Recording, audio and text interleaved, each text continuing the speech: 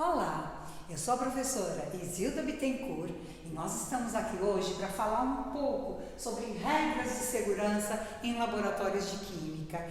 Saber essas regras é extremamente importante para a gente evitar acidentes em qualquer tipo de laboratório de química, seja em indústria, seja em laboratório didático, qualquer um, tá? Muito importante a gente saber, a gente não pode utilizar um laboratório sem ter conhecimento das regras básicas de segurança. Tá? Em primeiro lugar, eu gostaria de falar sobre os EPIs, os equipamentos de proteção individual. Alguns deles são obrigatórios, tipo avental ou jaleco.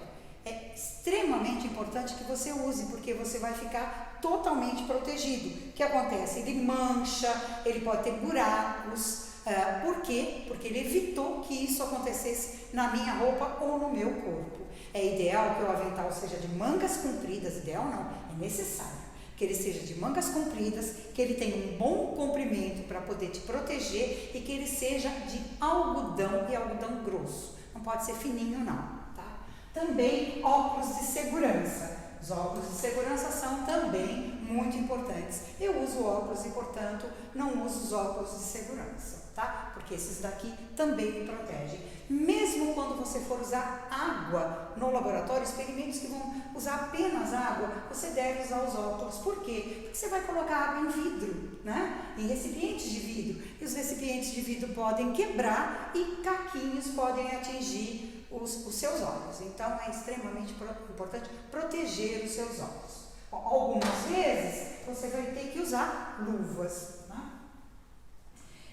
Você sempre vai ter que estar de calça comprida, não pode ser bermuda, tá? Proteger todas as suas pernas integralmente e sapatos fechados. Né? É muito importante a gente saber que a gente não deve usar sapatilha em laboratório. Por que não sapatilha? Porque o peito do nosso pé fica descoberto e se alguma coisa cair, pode cair exatamente nessa região que está desprotegida. Tá? Você deve sempre estar de cabelos presos, se você tiver cabelos compridos. Outra coisa importante, não use anéis, nem relógios e nem pulseiras. Tá? Por quê? Porque pode cair algum produto químico e ficar preso entre seu dedo e seu anel e você ter dificuldade para poder, por exemplo, cuidar do ferimento que porventura este acidente te cause, certo? Então, vamos lá. Uma outra dica importante é que a gente deve andar, caminhar com foco dentro do laboratório, ou seja, caminhar devagar. Por quê? Evitar movimentos bruscos, que de repente pode vir um colega da gente carregando, por exemplo, uma bandeja desse tipo, né? Com vários componentes que ele vai usar no experimento. Né? E você dá de encontro com ele, pode acontecer um acidente, toda a vidraria pode ir para o chão, alguém pode se machucar. Então essa é uma dica também muito importante. Outra coisa, se você tiver dúvidas sobre como utilizar um equipamento, como utilizar uma vidraria, pergunte. Se for um equipamento, você deve, por exemplo, consultar o manual ou perguntar para quem já utiliza. Uma coisa importante é que a gente nunca deve estar sozinho no laboratório. Né? A gente sempre está acompanhado no laboratório, que é outra regra extremamente importante. Né? Então, ao se informar sobre como utilizar um equipamento ou uma vidraria, você evita de utilizar errado e, portanto, também evita acidente. Inadmissível que você coma no laboratório fazendo experimento. Não combina. Comer é fora do laboratório. Fumar, nem se diga que a gente não deve fumar hoje em dia, mas de qualquer maneira, na regra diz também fumar. Chupar bala, você não deve. Mascar chiclete. Colocar as mãos no rosto ou nos olhos, você deve evitar, porque de repente você pode estar com algum produto químico na mão, que você não percebeu que você tocou, sem querer, obviamente. Não toque os produtos químicos com as mãos e não leve os produtos também à boca, obviamente. Nunca experimente um produto, né? Cheirar, como é que a gente cheira? A gente deve cheirar? Não. Mas se porventura a gente quiser, por exemplo, identificar uma substância e tiver que cheirar, há uma maneira correta da gente fazer isso. A gente tem aqui um becker e de repente tem uma substância saber qual é o cheiro, né? O que eu faço? Eu pego a minha mão e trago os vapores da substância até o meu nariz. Eu nunca levo meu nariz até a substância, até porque para uma substância ter cheiro, ela tem que ser volátil. Então, você traz o vapor dessa maneira, certo? Evite contato prolongado da pele com qualquer substância. Seja particularmente cuidadosa e cuidadoso quando você utilizar substâncias corrosivas, como ácidos ou bases concentradas, evitando derramamento na face, nos olhos ou em qualquer outra parte do seu corpo. Mas, se porventura isso acontecer, lave a região atingida abundantemente com água, especialmente em casos de respingos nos olhos. Todo laboratório deve ter como equipamento de segurança um chuveiro. E os chuveiros vêm todos com o lava-óleos. Mas se acontecer um acidente maior, onde você tem que usar água abundante em todo o seu corpo, você vai ter que usar o chuveiro. Certo?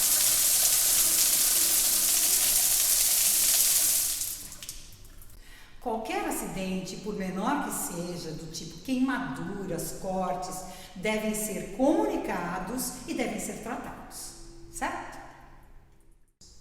Faça apenas os experimentos indicados pela disciplina, isso se refere muito ao material didático, porque os alunos ou as alunas em geral têm muita curiosidade sobre o que vai acontecer se eu misturar as coisas que não estão descritas no roteiro, né?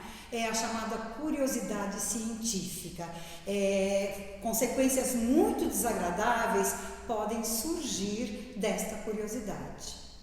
Outra coisa importante é que você deve ter sobre a bancada apenas aquilo que você vai utilizar no experimento. Você não deve colocar sobre ela casacos, cadernos, nada que não se refere àquilo necessário para o experimento. O que você leva? Você leva uma caneta, o roteiro do experimento e mais um local onde você vai anotar aquilo que for necessário para posterior confecção do relatório. Certo? Isso também é uma dica muito importante porque evita acidentes, tá? Se algum produto químico for derramado sobre a bancada, lave o local imediatamente com bastante água. O objetivo é você retirar completamente o produto, principalmente se você derrubar, por exemplo, uma solução aquosa de um sólido, né? A água vai, se você, por exemplo, usar um papel e enxugar, o sólido continua aqui. Então vem uma pessoa, bota o cotovelo e de repente tem um produto químico na bancada. Então ela deve ser lavada. Experimentos que envolvem a liberação de gases ou vapores tóxicos devem ser realizados na capela. A capela nada mais é do que um exaustor extremamente potente que vai impedir que a gente respire esses gases ou vapores tóxicos. Eu vou dar um exemplo. Eu quero, por exemplo, decapar essa plaquinha de ferro para poder fazer um experimento com ela. Eu vou usar ácido clorídrico concentrado, né? E ele exala um vapor extremamente corrosivo, né? E também asfixiante. Então eu vou usar a capela. Liguei o exaustor e aí para fazer o experimento eu utilizo aqui a capela, veja, tá? Tá saindo bastante vapor que está sendo carregado, olha, pela capela, certo? Só que eu fiz apenas a título de ilustração para você ter ideia de quando é que você deve utilizar, ok?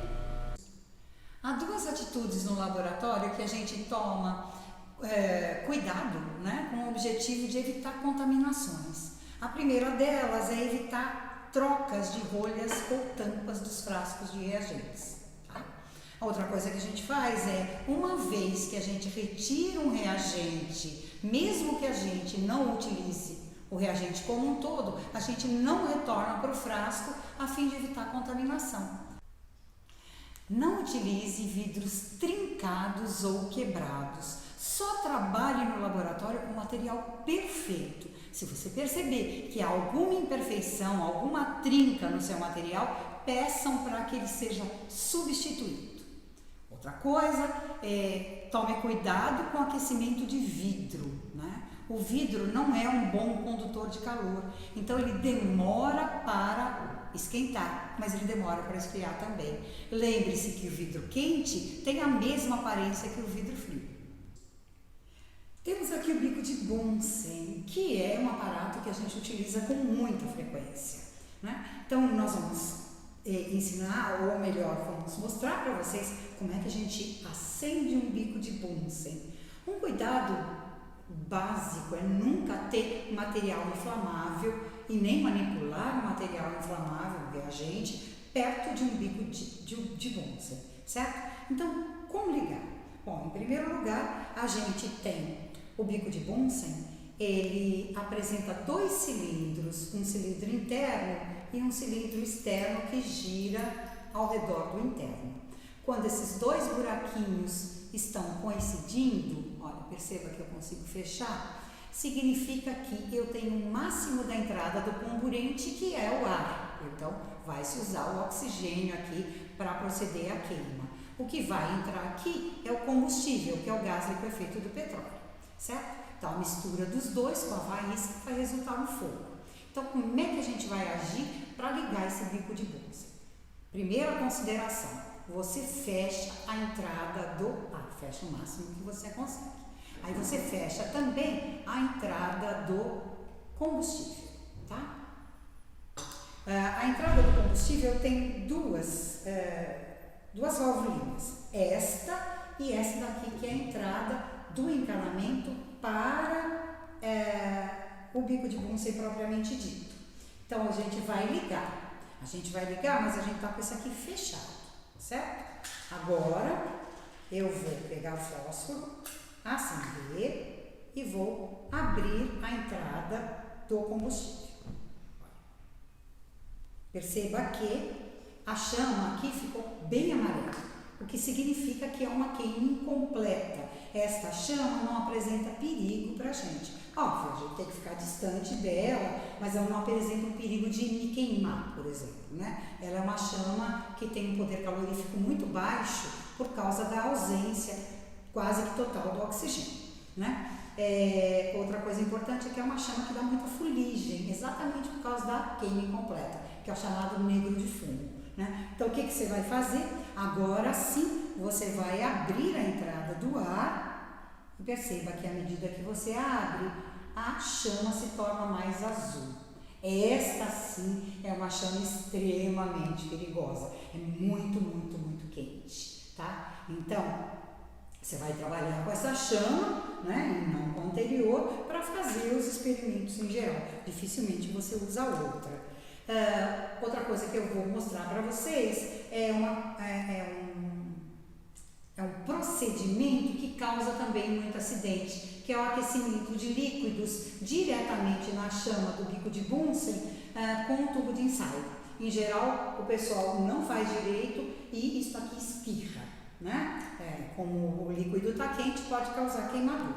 Então, você vai usar uma pinça de madeira e vai segurar a pinça de madeira por aqui, ó, a fim de fixar essa molinha do pregador, tá? E aí você vai colocar o tubo de ensaio diretamente na chama, mas sempre sob aquecimento, tá? Sob agitação, perdão. Evitando sempre, nunca você vai dirigir a boca do tubo para o seu colega ou para si próprio, porque se espirrar, se acontecer de espirrar, não vai pegar em ninguém, certo? Então é assim que você aquece um líquido quando diretamente na chama do bico de Bunsen.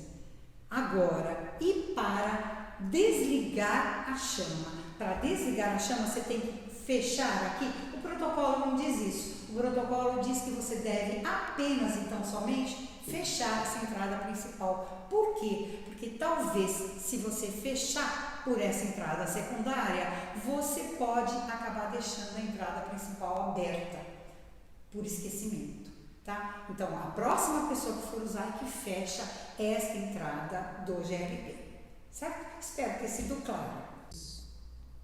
Nunca, nunca jogue resíduos de reações ou reagentes químicos dentro da pia. Jamais isso pode ser feito. O que você faz? Localize os frascos de descarte adequados ao resíduo que você tem e jogue neles, porque aí esses descartes serão tratados e devidamente descartados, certo? Isso é uma regra extremamente básica e importante.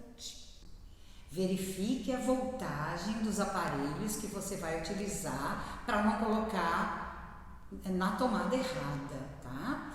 Outra coisa, ao terminar um experimento, deixe a sua bancada completamente limpa, da maneira como você encontrou, lave bem as mãos, verifique se todas as torneiras de gás e de água estão fechadas e aí sim você pode ir embora. Tchau, até a próxima!